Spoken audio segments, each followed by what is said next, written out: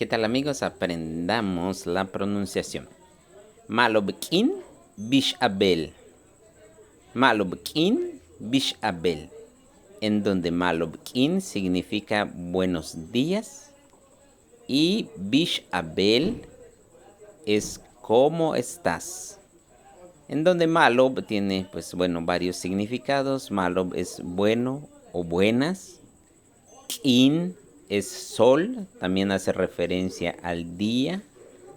Bish es simplemente hacer una pregunta de cómo, bish.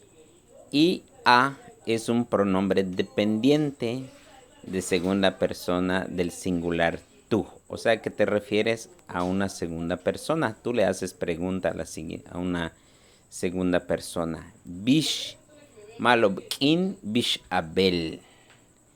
Bel pues significa camino, sin embargo se interpreta tu estado de ánimo, es decir, si está limpio tu camino, entonces tu estado de ánimo está súper bien también. Entonces, Malobkin Bish Abel, buenos días, ¿cómo estás?